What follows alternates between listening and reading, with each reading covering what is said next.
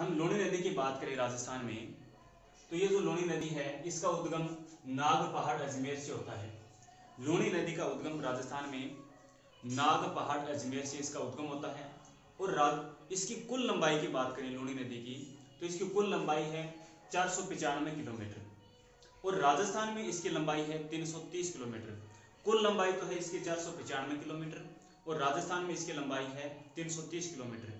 ये दो राज्यों में प्रवाहित होती है, राजस्थान और गुजरात। और राजस्थान में इसकी लंबाई 330 किलोमीटर है। और राजस्थान के कुल अपवाह क्षेत्र का लूणी नदी का जो अपवाह क्षेत्र है ये 10.41% है। राजस्थान के कुल अपवाह क्षेत्र का लूणी नदी का अपवाह क्षेत्र है ये 10.41% भाग आता है इसका। और लूणी नदी है ये राजस्थान के 6 जिलों से प्रवाहित होती है। 6 जिले कौन से हैं?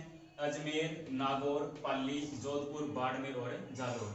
अजमेर, नागौर, पाली, जोधपुर, बाड़मेर और जालौर, इन 6 जिलों में लूणी नदी प्रवाहित होती है। राजस्थान में 3 नदियां ऐसी हैं जो सर्वाधिक 6 जिलों में प्रवाहित होती हैं, चंबल, बनास और लूणी। लूणी नदी के उपनामों की हम बात करें तो एक तो इसको कहा जाता है लवणवती। लवणवती इसका संस्कृत या वैदिक में नाम है लवणवती। फिर इसको कहा जाता है अंतः सलीला। लूणी नदी को अंतः सलीला कालिदास ने कहा। कालिदास ने लूणी नदी को अंतः सलीला कहा। इसी को कहा जाता है मारवाड़ की गंगा। इसको क्या कहा जाता है? लूणी नदी को मारवाड़ की गंगा कहा जाता है। और इसी को आधी खारी व आधी मीठी नदी कहा जाता है। तो इसके उपनाम हो गए लवणवती, संस्कृत या वैदिक में नाम, अंतः सलीला कालिदास के द्वारा दिया गया नाम है, मारवाड़ की गंगा, आधी खारी व आधी मीठी नदी। लूणी नदी का जो उद्गम है ये नाग पहाड़ अजमेर से होता है और इसका समापन होता है कच्छ का रण गुजरात। कच्छ का रण गुजरात में लूणी नदी का समापन होता है और इसका उद्गम होता है नाग पहाड़ अजमेर से। लूणी नदी में एकमात्र ऐसी नदी जो दाईं ओर से आकर मिलती है उसका नाम है जोजड़ी नदी। ये जो जोजड़ी नदी है ये लूणी नदी में एकमात्र दाईं ओर से आकर मिलती है और इसका उद्गम, जोजड़ी नदी का उद्गम है ये पोंडलू गांव की पहाड़ियां नागौर से है। पोंडलू गांव की पहाड़ियां नागौर से इस जोजड़ी नदी का उद्गम होता है। और ये लूणी नदी में दाईं ओर से आकर मिलने वाली एकमात्र नदी है। और ये जो नदी है जोजड़ी नदी, ये एकमात्र ऐसी नदी है जिसका उद्गम अरावली से नहीं होता है। राजस्थान में लूणी नदी की सहायक नदियों की हम बात करें तो जोजड़ी नदी है ये एकमात्र ऐसी नदी है जिसका उद्गम अरावली से नहीं होता है। इसका उद्गम होता है पोंडलू गांव की पहाड़ियां नागौर से। लूणी नदी की सहायक नदियों की हम बात करें तो इनका क्रम को देखा जाए तो क्रम है इसका, सबसे पहले नदी आती है सरस्वती, फिर गुहिया, बांडी, मिठड़ी, लीलड़ी, सुकड़ी, जवाई, फिर खारी और फिर सागी। ये नदियां हैं, उद्गम से अंत तक इनका क्रम है। इनको क्रम को लेकर के एग्जाम में प्रश्न पूछा जाता है। तो हम चर्चा करते हैं थोड़ी, नाग पहाड़ अजमेर में क्या होता है, इसका उद्गम होता है। और उद्गम स्थल पर लूणी नदी को सागरमती के नाम से जाना जाता है। उद्गम स्थल पर लूणी नदी को सागरमती के नाम से जाना जाता है। और एक नदी आती है पुष्कर की पहाड़ी अजमेर से। पुष्कर की पहाड़ियां अजमेर से एक नदी आती है जिसका नाम है सरस्वती नदी। और ये सरस्वती नदी सागरमती में गोविंदगढ़ अजमेर में आकर मिलती है। सरस्वती नदी सागरमती में गोविंदगढ़ अजमेर में आकर मिलती है और यहीं से इस नदी को लूणी के नाम से जाना जाता है। गोविंदगढ़ अजमेर से ही सागरमती और सरस्वती नदियां आकर मिलती हैं और वहीं से इन दोनों की संयुक्त धारा को लूणी के नाम से जाना जाता है। फिर हम आगे बात करें,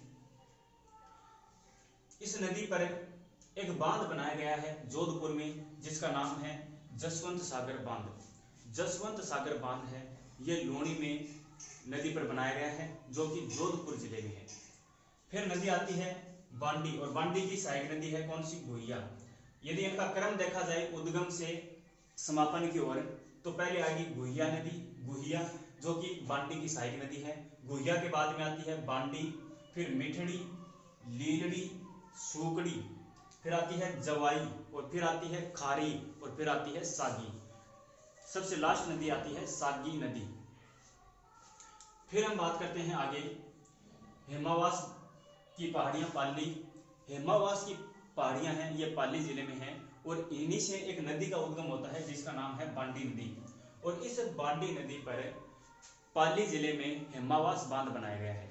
हेमावास बांध है ये पाली जिले में बनाया गया है जो कि बांडी नदी पर है। फिर एक स्थान आता है बालोतरा बाड़मेर। ये लूणी नदी के प्रवाह क्षेत्र से नीचा है। लूणी नदी के प्रवाह क्षेत्र से नीचा होने के कारण यहाँ पर क्या है, बाढ़ ज्यादा आती है बालोतरा बाड़मेर में। और देखो और बात करें तो लूणी नदी का जो पानी है ये बालोतरा तक तो मीठा रहता है और उसके बाद में इसका पानी हो जाता है खारा। इसी कारण इसको आधी खारी व आधी मीठी नदी कहा जाता है। बालोतरा बाड़मेर तक लूणी का पानी है ये मीठा रहता है और उसके बाद में इसका पानी हो जाता है खारा। इसी कारण से इसको आधी खारी व आधी मीठी नदी कहा जाता है। और एक प्रश्न पूछा जाता है कि जब पुष्कर की पहाड़ी अजमेर से अधिक वर्षा होगी, पुष्कर की पहाड़ी अजमेर पर अच्छी वर्षा यानी भारी वर्षा होगी तो बाढ़ कहाँ पर आएगी? तो बाढ़ कहाँ पर आएगी? बालोतरा बाड़मेर में बाढ़ आएगी, क्योंकि ये लूणी नदी के प्रवाह क्षेत्र से नीचा है, इस कारण से यहाँ पर बाढ़ ज्यादा आती है। ये तो स्थान हो गया। यदि जिले की बात करें तो लूणी नदी में सबसे ज्यादा बाढ़ है ये जोधपुर जिले में आती है। लूणी नदी से सबसे ज्यादा बाढ़ जिले की बात करें तो जोधपुर जिले में, और स्थान की बात करें तो स्थान आता है बालोतरा बाड़मेर।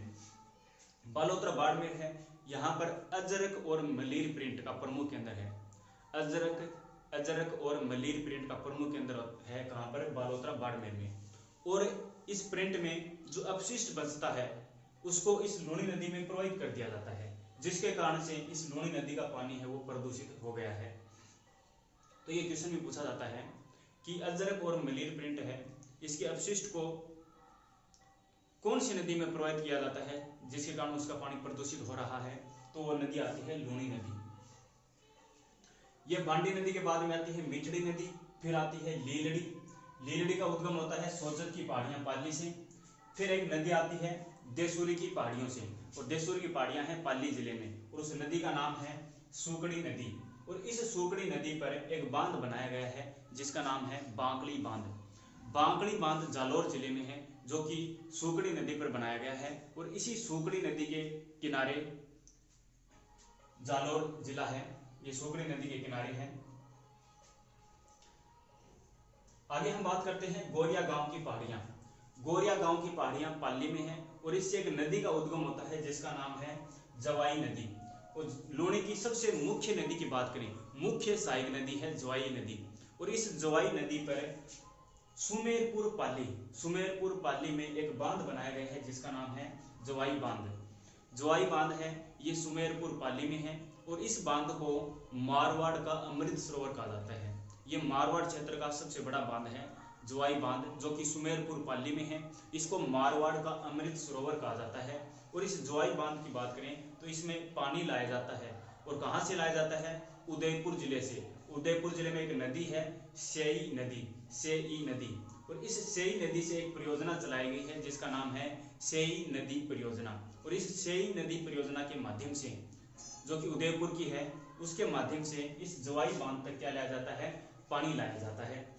ये भी इंपॉर्टेंट क्वेश्चन बनता है यहाँ पर। और इस जवाई बांध को मारवाड़ का अमृत सरोवर भी कहा जाता है। और इसी जवाई नदी में एक नदी आकर मिलती है जिसका नाम है खारी नदी। और ये खारी नदी है, ये शेर गांव की पहाड़ियां सिरोही से इसका उद्गम होता है। शेर गांव की पहाड़ियां सिरोही से एक नदी खारी नदी जवाई में आकर मिलती है। और लूणी की सबसे लास्ट सहायक नदियों की हम बात करें समापन की ओर, तो एक नदी आती है सागी नदी। और ये जो सागी नदी है ये जसवंतपुरा की पहाड़ी जालोर से इसका उद्गम होता है। जसवंतपुरा की पहाड़ी जालोर से एक नदी का उद्गम होता है जिसका नाम है सागी नदी। और अंत में लूणी नदी का जो समापन है ये होता है कच्छ का रण गुजरात में। कच्छ का रण गुजरात में लूणी नदी का समापन होता है। इस प्रकार से हमारी लूणी नदी है ये कंप्लीट होती है। लूणी नदी का जो सहायक नदियां हैं इनका क्रम पूछ लिया जाता है उद्गम से समापन की ओर, तो हम दोबारा चर्चा कर लेते हैं। पहले आती है गुहिया नदी, गुहिया, फिर आती है बांडी, फिर मिठड़ी, लीलड़ी, सूकड़ी, जवाई, खारी, सागी, ये नदियां हैं, इनका क्रम रहता है। धन्यवाद।